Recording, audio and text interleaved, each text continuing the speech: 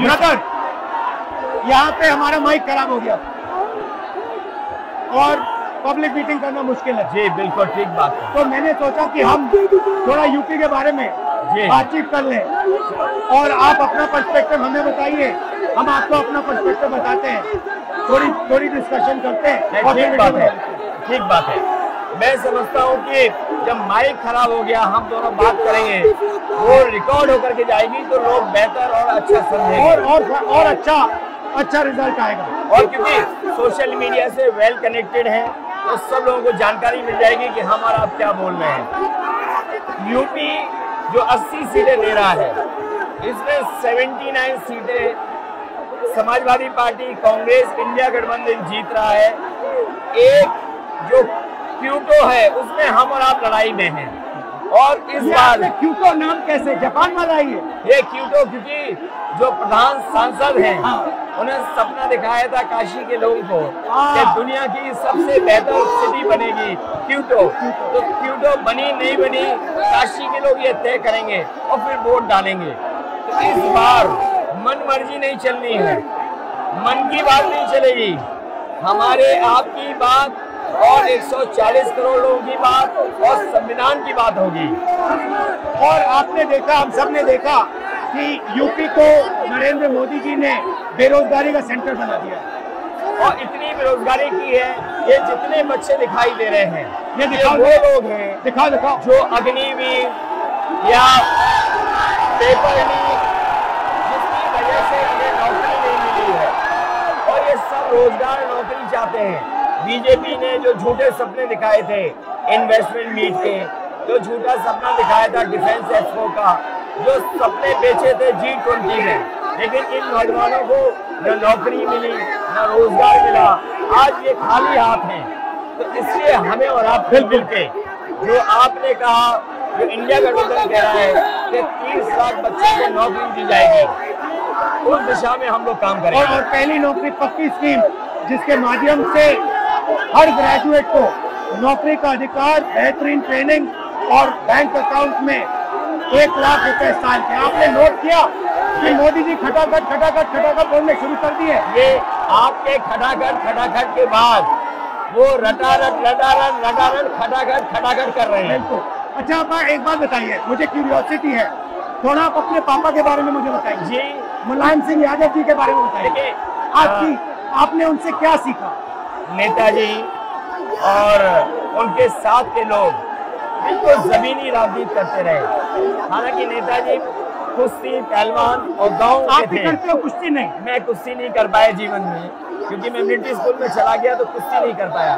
लेकिन नेताजी इसीलिए धरती पुत्र बोले गए कि वो जमीन की बात को समझते थे। धरती पर जो लोग हैं उनकी क्या भावना है उसको लेकर के वो आगे बढ़ाना चाहते थे। और आपका इस क्षेत्र से और इस शहर से आज का लगाव नहीं है, न जाने कितने सालों पुराना लगाव है। जो इमोशनल कनेक्ट आपका इस शहर और शहर से है वो शायद और किसी राजनीतिक परिवार का नहीं होगा। तो नेताजी से उनका हार्डवर्क और अपने लक्ष्य के लिए लगातार काम करते रहना, जो गैर बराबरी की लड़ाई डॉक्टर राम मनोहर लोहिया यहीं लड़े थे। हालांकि हमारी आपकी विचारधारा की यहाँ टकराव रहा, लेकिन हमारे व्यक्तिगत या जो सिद्धांत में कभी समझौता नहीं हुआ। सिद्धांत को लेकर के हमने आपके साथ खड़े हुए और कई बार खड़े हुए, और आपकी भी पार्टी सिद्धांत से बहुत करीब रही समाजवादियों के। बट मुझे लगता है कि अब एक नई तरीके की पार्टनरशिप बन रही है, क्योंकि जो इस बार हमारा कोऑपरेशन है, शायद पहले ऐसा कोऑपरेशन नहीं हुआ। मतलब बिल्कुल सब जुड़ गए। सबसे अच्छा ये है कि जितना उन्होंने कहा 2 लड़कों की जोड़ी, उतना युवा आपसे, हमसे, इंडिया गठबंधन से और जुड़ गया। तो ये नेचुरल अलायंस है, और नेचुरल अलायंस इसलिए लोग महसूस कर रहे हैं कि वो चाहते हैं कि नौकरी और रोजगार मिले, नौकरी और रोजगार मिले। तो ये बड़ी भावना है कि हमसे, आपसे ये यूथ कनेक्ट कर रहा है। सबसे बड़ी बात, महंगाई की चोट सबसे ज्यादा इन लड़कों को लगती है। हमारी थिंकिंग है और आपकी भी है कि ये जो 22-25 लोगों को नरेंद्र मोदी जी ने पूरा का पूरा धन पकड़ा है, उसको ठीक करने के लिए जो हमारे युवा हैं, माताएं बहनें हैं, उनको डायरेक्ट बैंक अकाउंट में पैसा देना। देखिए, ये जो लोगों के पास पैसा पहुंचने से जो अर्थव्यवस्था को लाभ मिलेगा, मैं समझता हूँ इनका भाग्य में बनेगा और देश की अर्थव्यवस्था ही बेहतर होगी। ये जरूरी स्कीम है कि इनके अकाउंट में पैसा पहुंचे, जिससे थोड़ा बहुत जीवन स्तर इनका भी अच्छा हो। नरेंद्र मोदी जी डिबेट से क्यों डरते हैं? क्योंकि वो सच का सामना नहीं करना चाहते।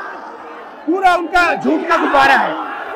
वो बीजेपी और बीजेपी के लोग मन मर्जी से चलते हैं, अपनी मर्जी से चलते हैं, और उनको लगता है कि डिस्कशन की कोई जरूरत नहीं है क्योंकि वो सब कुछ जानते हैं। डेमोक्रेसी में जितना डिस्कशन होगा, जितने विचार एक दूसरे को हम सुनेंगे और एक दूसरे पे भरोसा करेंगे, उतना हमारा लोकतंत्र मजबूत होगा।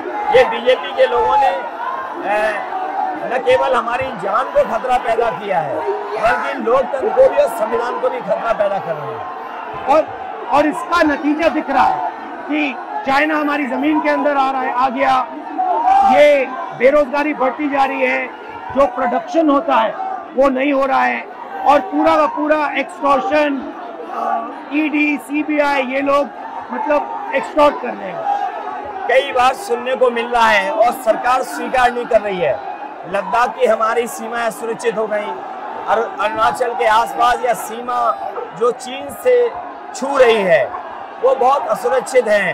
तो चीन से जहां हमारा सीमाओं का खतरा है, वहीं चीन से हमारे बाजार को भी खतरा है। तो कहीं ना कहीं हम लोगों को अपनी मैन्युफैक्चरिंग इकोनॉमी और मैन्युफैक्चरिंग इकोनॉमी को बढ़ावा देना पड़ेगा। और ये जो स्कीम्स है, पहली नौकरी पक्की और महालक्ष्मी, ये मैन्युफैक्चरिंग सिस्टम को, इकोनॉमिक सिस्टम को जंप स्टार्ट करने के तरीके हैं। ये बहुत अच्छा जंप स्टार्ट होगा। इसको अगर फोकस होकर के आईआईटी, पॉलिटेक्निक, इंजीनियरिंग कॉलेजेस को, इन सबको इकोसिस्टम में ला करके, मैं समझता हूँ युवा नौजवानों को अच्छी नौकरी और रोजगार मिल पाएगा। और हमारा लक्ष्य है कि सब, हर जात को भागीदारी मिले, स्पेस मिले, हर इंस्टीट्यूशन में, बिजनेस में, एजुकेशन के सिस्टम में। तो वो हमारा, हम दोनों का लक्ष्य है। बिल्कुल। और क्योंकि जो बात सभी दल कहते थे, आज इंडिया गठबंधन कांग्रेस भी कह रही है कि सामाजिक न्याय जरूरी है, जाति जनगणना जरूरी है। देश के लिए ये बड़ी चीज़ है। जो दुनिया में अमेरिका है, यूरोप है, अपने उन लोगों के लिए जो पीछे छूट जाते हैं, उनके लिए कुछ काम करते हैं। तो हमारा जो देश जाति के आधार पर पिछड़ा है, तो इसको आगे बढ़ाने के लिए ये बड़ी भूमिका होगी इस बार। बहुत अच्छा लगा, बहुत अच्छी मीटिंग है। मुझे लगता है कि ये यूनिक मीटिंग है क्या?